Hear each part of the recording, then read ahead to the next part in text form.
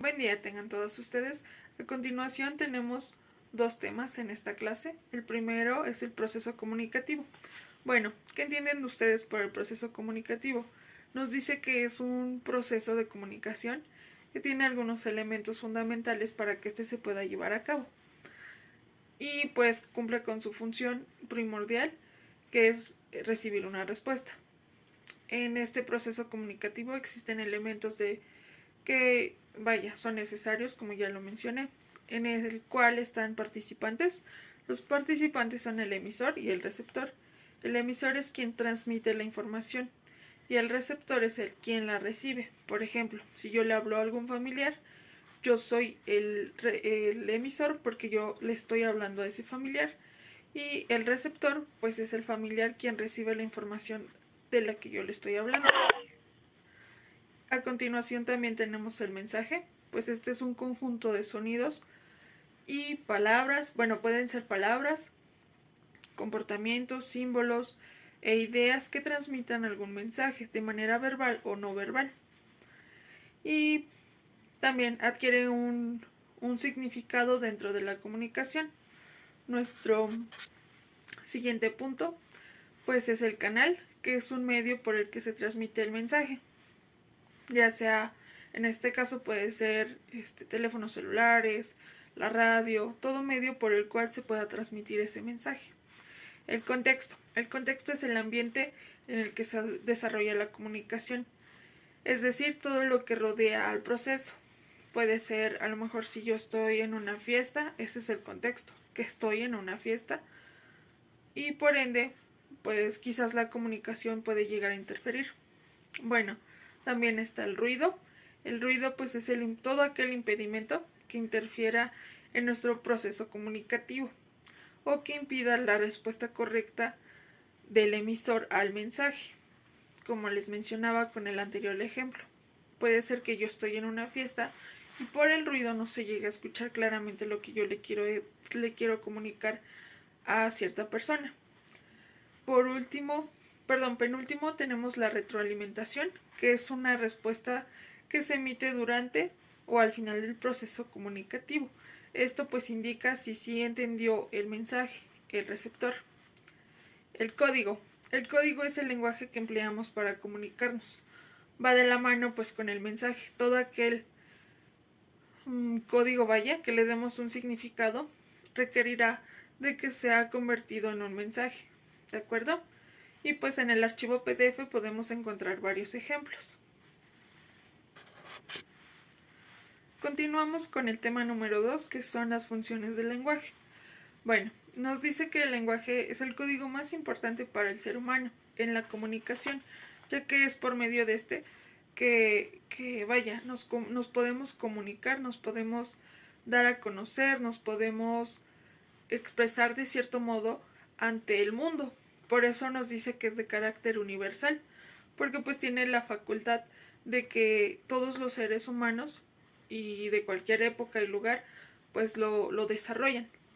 También nos dice que las funciones del lenguaje pues van de la mano con el proceso comunicativo, ya que esto permite dar a conocer información precisa, objetiva y clara. Y existen funciones de la lengua. Estas funciones de la lengua son 6, las cuales son función apelativa, función metalingüística, función fática, función referencial, función expresiva, función poética. La primera, vamos a ver qué es la función apelativa. Nos dice que busca generar una reacción o una respuesta por parte del receptor. A continuación también les voy a dar un ejemplo.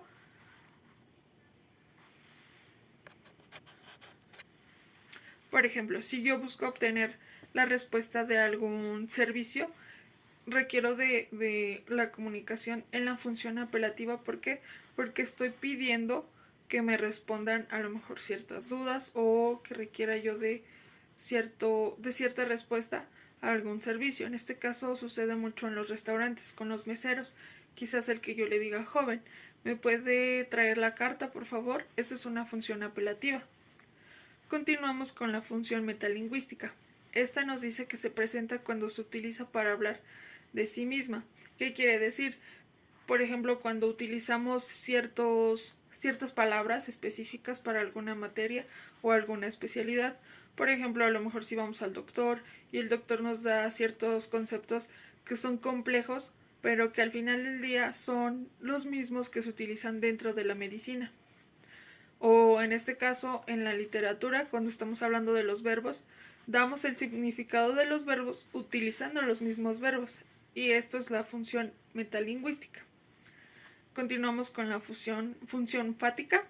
Esta se usa para iniciar o finalizar o incluso detener o comprobar si el receptor ha comprendido el mensaje. Lo podemos comprobar quizás cuando alguien no nos escucha bien o cuando finalizamos una conversación, utilizar el ok, ¿me entendiste? O ¿tienes alguna duda? Entonces estas son funciones fáticas. Continuamos con la referencial, que está generalmente pues la encontramos en textos informativos. Por ejemplo, en las noticias, en textos científicos o cualquier texto que nos dé a informar alguna noticia o algún hecho en particular. Por ejemplo, hoy amaneció soleado y va a estar soleado a tal grado. Entonces eso es una función referencial. ¿Por qué? Porque estamos sacando la información quizás de una página específica o nos llegó la información directa a nuestro teléfono. Eso es una función referencial. Continuamos con la función expresiva. Esta pues hace referencia a lo que se siente o a lo que yo siento o cualquier otra persona siente.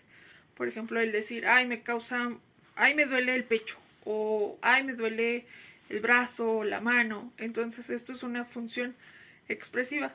Y por último, la función poética. Pues esta, se centra en la forma en cómo decimos las cosas y buscamos el reproducir un efecto en el destinatario. Esto los encontramos en en poemas, donde hay distintos tipos de poemas con alguna finalidad. Y estas son las funciones de la lengua. A continuación les dejo su participación y también su actividad en el archivo PDF. También van a poder encontrar su tarea y que tengan buen día.